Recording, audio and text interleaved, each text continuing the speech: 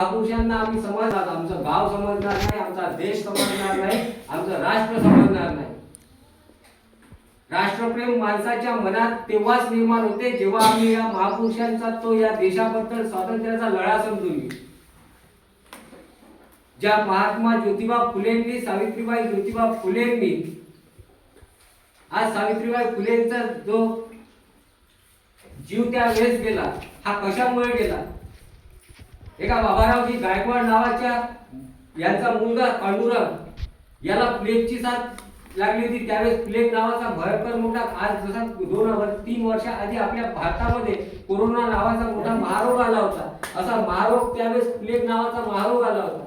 त्या प्लेग नावाच्या महारोगामध्ये त्या पांडुरंग नावाच्या मुलाला आपल्या खांद्यावर बसवून ज्या माऊलींनी त्याचा उपचारासाठी दवाखान्यामध्ये नेलं, स्वतःच्या मुलाला मिरज हॉस्पिटलमध्ये असणारा यशवंत नावाचा मुलगा त्याला आपल्या या पुण्यामध्ये बोलवून घेतलं. त्यावेळेस पुण्याची लोकसंख्या होती फक्त 1 लाख लोकसंख्या होती आणि रोजचे हजारो प्लेगच्या साथीमुळे मरण पावत होते.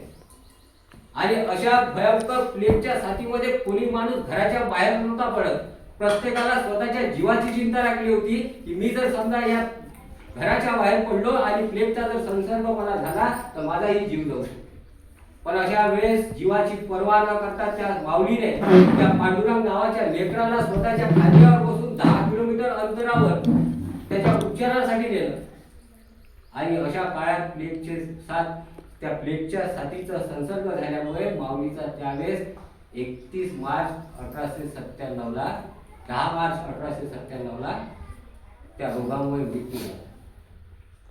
आम्ही या महापुरुषांचं प्रत्येक वेळेस त्यांचा तो त्याग, त्यांचं ते बलिदान, घरादाराचा लेकराचा कुठलाही विचार न करता या समाजासाठी, तुमच्या आमच्यासाठी त्यांनी आपल्या स्वतःच्या जीवाचं बलिदान दिलं. आम्ही त्यांचं बलिदान कधीच आम्ही समजून नाही, समजून घ्यायला पाहिजे. आम्ही नेहमी त्या महापुरुषांना नाही, ते सावता ज्योतिबा फुले, महात्मा ज्योतिबा फुले, सावित्रीबाई ज्योतिबा फुले यांना आम्ही प्रत्येक महापुरुषांना जातीच्या चौकटीत बांधून ठेवतो.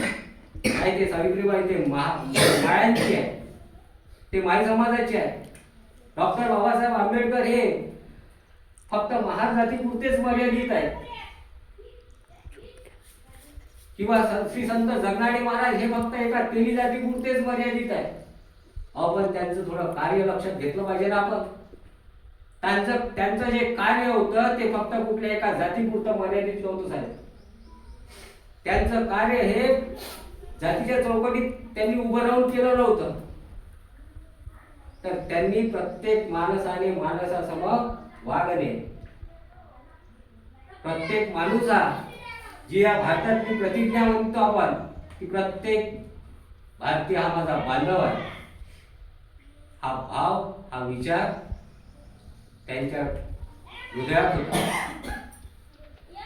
प्रत्येक माणसाशी जीव लावणे, प्रत्येक माणसाकडे त्याला आपला भाऊ समजून, त्याला आपली, प्रत्येक माऊलीला आपली आई समजून, प्रत्येक स्त्रीला आपली बहीण समजून त्यांनी कार्य केलं. आज जर त्यावेळेसचा जर आपण महात्मा ज्योतिबा फुलेंचा जर इतिहास बघितला तर आजचे गौतम अदानी किंवा मुकेश अंबानी म्हटलं तर काही नाही. महात्मा ज्योतिबा फुलेची त्यावेळेची जर आपण जर प्रॉपर्टी बघितली ना, आजच्या प्रॉपर्टीशी जर मुकेश अंबानीच्या किंवा गौतम अंबानीच्या प्रॉपर्टीशी तुलना केली तर यांच्यापेक्षाही ते श्रीमंत होते. मग एवढे श्रीमंत असताना महात्मा ज्योतिबा फुलेंना काय गरज होती या समाजासाठी सत्यशोधक नावाचा समाज निर्माण करण्याची, किंवा गुलामगिरी नावाचा ग्रंथ लिहिण्याची, किंवा शेतकरी आसूर नावाचा ग्रंथ लिहिण्याची काय गरज होती? आणि